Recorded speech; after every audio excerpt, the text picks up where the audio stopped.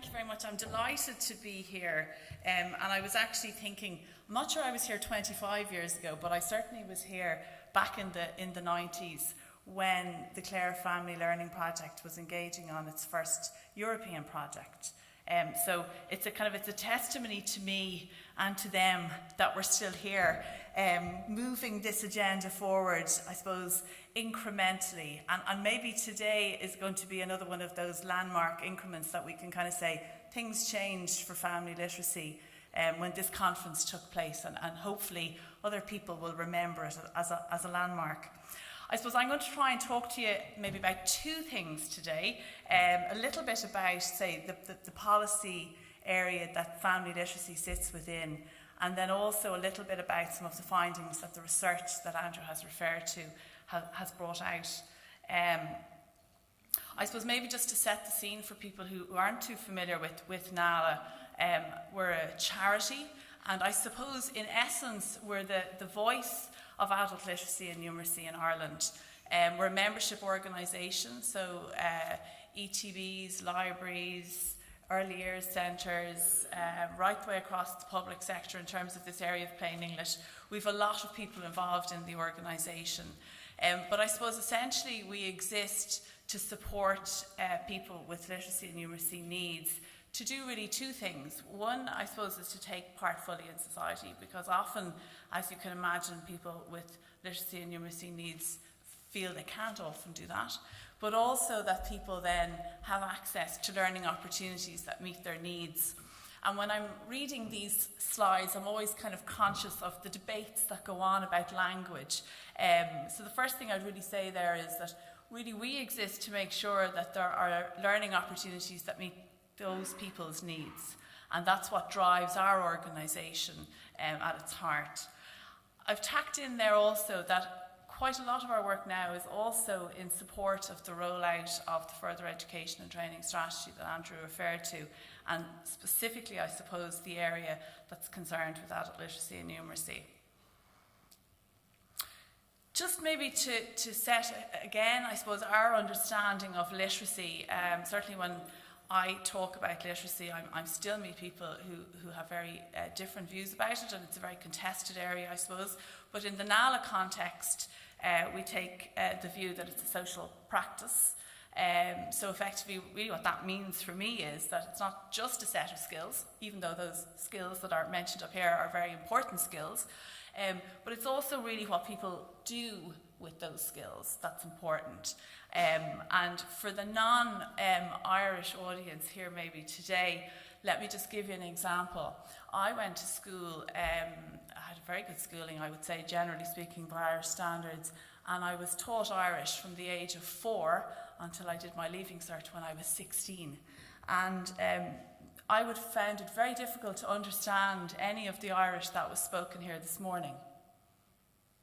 And there's lots of interesting debates about why that is the case, but I suppose part of that brings me to connect it up to what we're talking about here today, which is really what people do.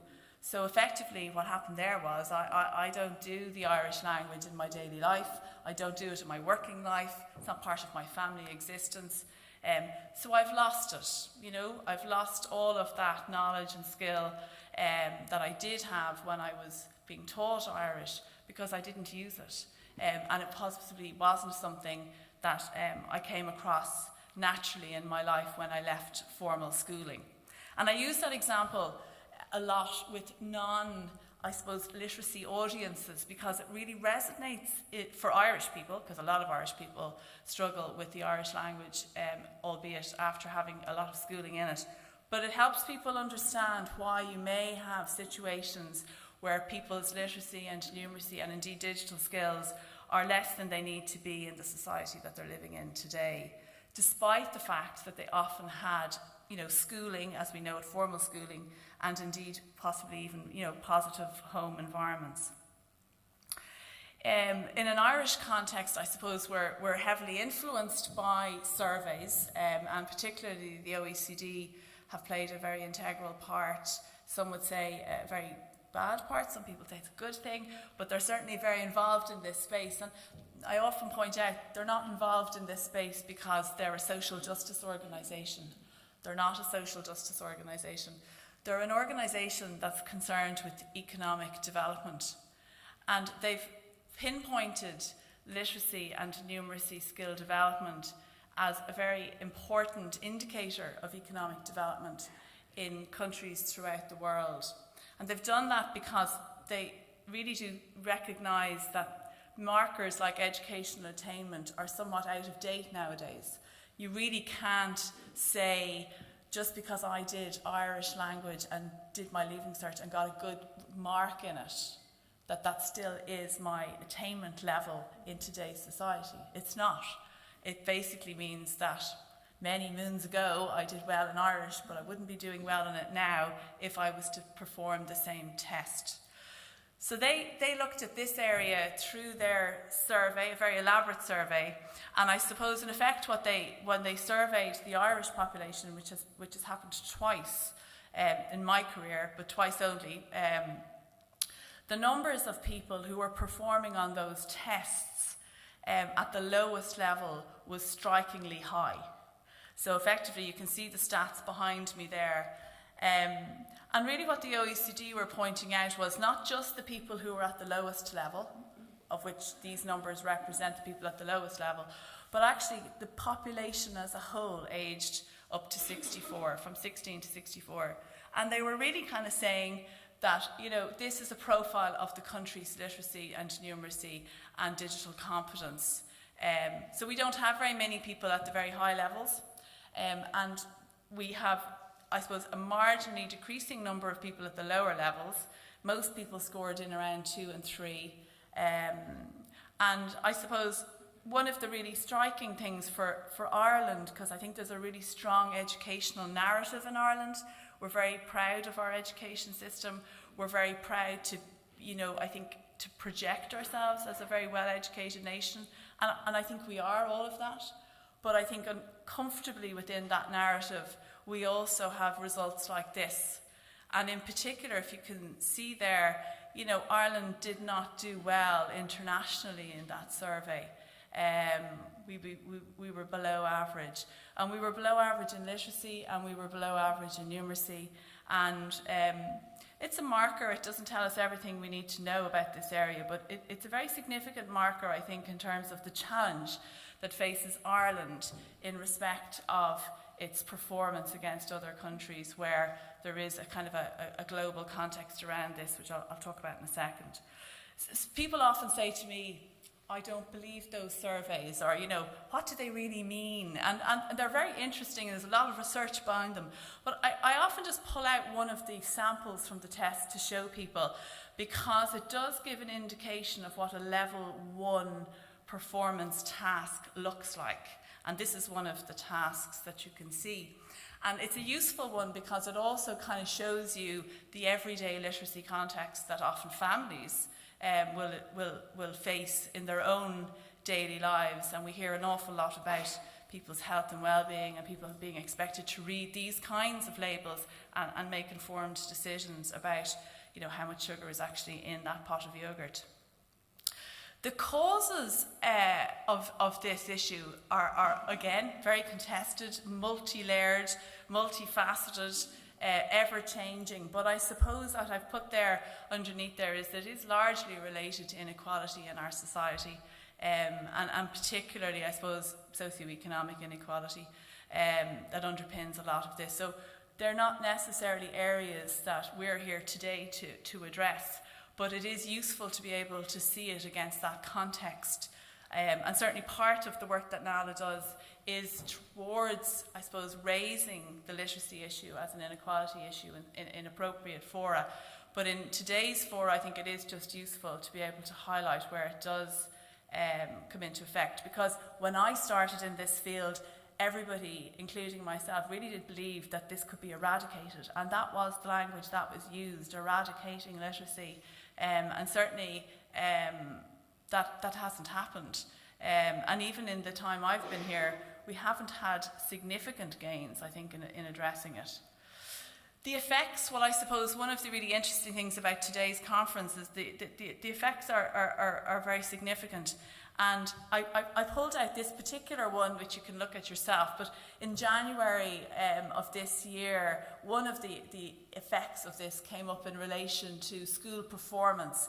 So there are people I know talking about debt and non-debt schools. So just to explain very briefly, we have schools that are recognised as having experiencing educational disadvantage as a result of socioeconomic disadvantage, in fact, and that we are trying to give additional resources into those schools in order to bridge the gap between the literacy performance of children in the disadvantaged schools and the literacy performance of children in the non-disadvantaged schools. And whilst there's a lot of resources going into that, and the evaluation, which possibly will be touched upon later today, showed gains, one of the really disturbing, though, I suppose, aspects is that we're not closing the gap. So the purpose really of the funding was to kind of close the gap, and we're not doing that. And I think one of the effects of having literacy issues in our population is that it's very difficult to close that gap, in particular for schools and for schools alone. And that's where family literacy, I think, has a big role to play. I suppose, just to give you a kind of a bit of the critical policy piece here, Clare not only were at the vanguard, I suppose, in terms of family literacy work in Ireland. Ireland has come to this area very late in many senses in comparison to other countries. And I suppose our policy in education has been very schools focused, and traditionally it's taken a long time for the lifelong learning agenda, the further education training agenda, which it's now termed, to come to light. So back in the 90s was really the first time that people were talking in policy terms about the whole area of literacy, family literacy being one of those things. And what was really great, though, about that time was it came from the bottom up, if you like. People were saying, what's going on, or has anybody got anything to contribute to the development of the first policies around this area of essentially it was adult education first and foremost. But it was very much being informed, and in the debates at the time around educational disadvantage being recognised as a phenomena in schools in the mid-90s, also then this idea that, you know, those children were coming from homes with parents, and that maybe their parents had needs and supports, and that we needed we needed something to address that, and policy started to emerge at that time, very much though informed by, I think, what was going on locally. So in particular, the white paper came along of adult education, and it really did give family literacy, from the perspective of the work that was going on in places like Clare, its first kind of, I suppose, recognition in policy terms. And the noughties were great, I think, in terms of trying to bring, I suppose, attention and recognition, and there was a lot of development, a lot of resources were coming into the area, and effectively we saw family literacy really mushrooming throughout the country. I myself had worked in Offaly VC in the 90s, and in fact they had quite a lot of interesting family literacy work going on there at the time as well. So it was going on in little pockets, and it was being recognised in particular by, I think, the VCs as responding to local need, and then having ways and means by which that local need could be fed up to inform and create the first policies, if you like, in relation to family literacy. I suppose that from the 2010s, I was trying to think of a polite way, but there is no polite way to call the crash years the crash years. They were effectively that. And we went into a different era. You know, I often think it was quite a static era, but in lots of respects it's been defined by reform, school reform in particular, but also the reform of the further education and training sector in particular, which is the relevance here. And that's been hugely informed by the global context that we live in, especially as a small, relatively small island in a peripheral position in the world, especially in European terms where we're situated. You know, the global context for us is very, very significant, and it's playing a huge role in shaping our education system as a whole. And there's no way of saying it other than it's also shaping what has happened in relation to family literacy. So I think what that meant was it kind of did get a little bit lost. It wasn't something that was seen as quite as central, quite as critical, quite as needed in an emergency situation.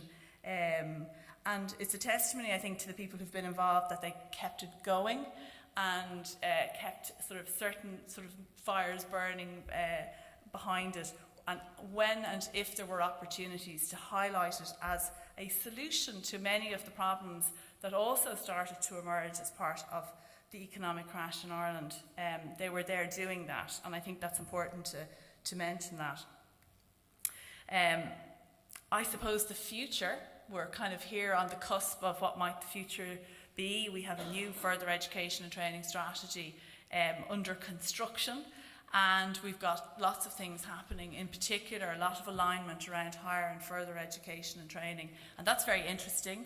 And I often think, what about schools? Because one of the things that really has been, I suppose, a challenge with the family literacy space has been the relationship between what is now further education and training and schools.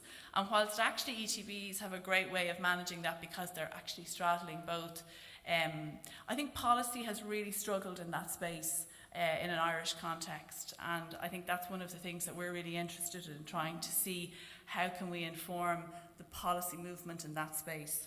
Just to conclude maybe on the policy side very quickly, I suppose I'm very interested in this whole idea of policy learning as opposed to policy borrowing. I mentioned the global context. We tend to be a country that borrows a lot, and sometimes we don't reflect on what we're borrowing until it's a bit too late. So I'm a big fan of this idea of policy learning, that we would actually use today's event and events like this to actually learn about what's going on in other countries, the successes, the failures, the ups and the downs, to actually be better placed, I think, to inform policy going forward. But really critical to that is actually listening to the people, back to where I started at the beginning from the NALA perspective, is listening to the people for whom this is all about, and actually kind of building up policy from that perspective of what parents' needs are, I would also say children's needs, practitioners, providers, and layering up from that perspective about what works and why. So it's kind of useful then to make a quick segue over, and the reason it's a quick segue over is because we weren't really sure what stage exactly we'd be at in relation to the family literacy research project that's been referred to. So I just wanted to really touch on it very, very briefly and tell you a little bit about it. Andrew's given you a little bit of an introduction to it as to what it is and why we're doing it. And I suppose the idea really is, I think, informed from a perspective of this wide understanding of what family literacy is all about. And I think that's really, really important. So that's really informing the work of the research project, that kind of wider, broader definition of family literacy activity. Trying to be very respectful of where people are at, what's useful for them in terms of their needs, and so on and so forth. The components just that have gone into the research are obviously, we've had a literature review, there's been an online survey of all ETBs. All ETBs have returned that survey, which is fantastic. There have been visits made to family literacy centres, ETBs, family literacy activity all over Ireland. And then specifically there were 3 case studies also drawn out, which just gave a little bit of a flavour of different types of family literacy activity that exist in the country. And to be honest, this has been a relatively confined, timed piece of research. You could spend years at this, but effectively from a very, very short period of time, the researchers starting in October last year have done an inordinate amount of work to get a really, really rich picture of what's going on in ETBs around family literacy. The key the key findings, I should say very quickly, are not going to be hugely surprising, but it's actually very, very useful and very, very, I suppose, appealing to me that we're bringing them all together in one place. First of all, it was reassuring to find that family literacy activity was going on in all ETBs, in various degrees, but at least it was always there. We mentioned this idea that it's age appropriate and integrated, so this is really just to explain the range of what's going on from a very, very young age and how it's actually happening. Partnerships were really, really strong, and this was particularly important, I think, to be able to see this in actual terms, where ETBs and their staff are really in strong partnerships across a range of different types of organisations, and that's been really, really excellent to see that in place. So libraries, they've got, I'm sorry for the acronyms, but Children and Young People's Services Committees. These are new structures that have been set up locally in Ireland, across all local authority areas. So really strong partnerships were in evidence. The people who were coming into these programmes were very engaged, they were staying, and they were progressing. You know, effectively, the holy mantra of all of our work is always about trying to get people in, trying to get them to love what they learn and to want to learn more. And there's loads of evidence that this is happening in terms of what the researchers have managed to capture. Credited activity going on, non-accredited activity. I suppose one of the things, though, it has also highlighted, and this is not surprising, that there is no systematic data collection of this work and this activity. And when we say systematic, we are talking about it at a national level. There's varying degrees of structure and coordination. So we're kind of evolving out of something that is perhaps in some areas organic, very maybe evidenced or dependent, I should say, really, on personalities, and that can be quite hard to sustain. So we need to look at that in terms of making sure that we have a really strong structure and coordination activity for family literacy activity at the start. I think as a testimony to the two researchers who are here today, and hopefully we'll get a chance to talk to both Maggie and Anne in their various inputs during the day, they were really overwhelmed by the potential of what they found in this little rich activity of family literacy in ETBs throughout Ireland. They went out of their way to capture some really gorgeous vignettes of what people are saying about this, what it means to them as individuals who are getting this service. And I'm going to just leave you with two of them. And I thought this one, in fairness, was a great idea. I have two daughters in school, and I get support here. When my girls see me involved here in the school, they know I'm there, and they like that. They get to see me and know what I'm doing, and it's a nice certainty for them. It's reassuring for them. So you can see there what's coming through, I think, is certainly something that's very untapped often, is the motivation of parents to genuinely support their children in any way they can. And seeing this as a way that they can do that is hugely attractive to parents, and something I think that a lot of other parents would like to be able to avail of. The second one, I think, maybe touches on the solace aspect a little bit more, and it was interesting that, you know, the nomenclature hasn't moved on yet. They think they're going to do a solace course, but it is interesting. I think the idea was that through a family literacy activity, this person saying, I do want to go back to work, that's the next stage for me. I'm looking into doing a course with Solace now. With the new hospital opening, there'll be work for administrators. From being there, I find I want to learn more, obviously to help my kid, but also for me so I can advance. I want to get out there, to get back into the classroom again and to do it. It's another step forward. So these were just two pieces of the extensive qualitative research that has been gathered, that sits alongside the quantitative research that will be in the report, backed up by a lot of the literature that is already out there about how great family literacy is and why it is something the state should invest more in. But it brings it down to, I suppose, the essence of what it's all about, is that this is a really fantastic way of supporting people through various different aspects of their life, their lifelong learning, but going back in particular, I think, to their high motivation to support their children in any way they can. I think maybe just to conclude, I want to give, I suppose, acknowledge the huge participation from ETBs in the research, and that's really, really fantastic to have had that. So I think we've got a really strong picture. A lot of practitioners, and I mentioned this to Andrew, this is all a bit of a labour of love for the people who are very vocationally orientated into this space, really did share richly their work. They introduced a lot of the actual learners who are involved to sort of give a sense of how it's meaningful for them, and also within the environment of their ETB, how this plays out. So we've captured an inordinate amount of data through the research team, And I think the findings are, on the one hand, brilliant to have as a body of work now that we can move forward to inform a set of guidelines. I'm always very fond of the word evolving guidelines, because guidelines should never stay the same. So a set of guidelines for a moment in time that will help, I think, bring back family literacy at a more core level, and it's great to hear Andrew mention that he sees that too.